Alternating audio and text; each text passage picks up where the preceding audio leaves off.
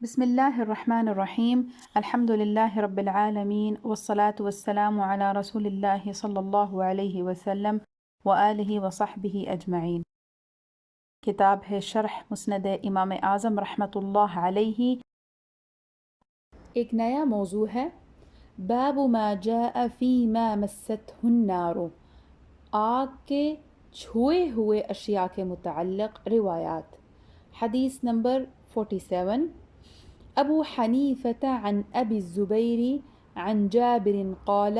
اکل النبی صلی اللہ علیہ وسلم مرقا بلحم ثم صلی۔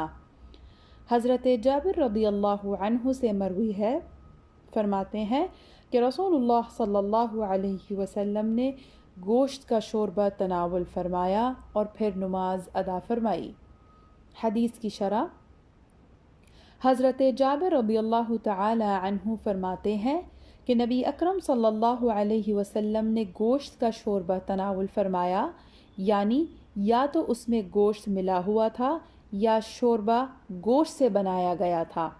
لیکن یہاں کھانے کا ذکر ہے جو پہلے معنی کی طرف اشارہ کرتا ہے، اور کھانے کے بعد آپ نے نماز پڑھی،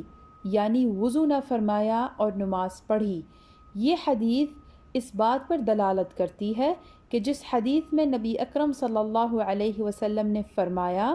کہ جس چیز کو آگ چھوئے اس سے وضو کرو، یعنی آگ پر پکی ہوئی چیز کھانے کے بعد وضو کرو، یہ حدیث منسوخ ہے، یا پھر عرفی وضو یعنی ہاتھ دھونے اور کلی کرنے پر محمول ہے،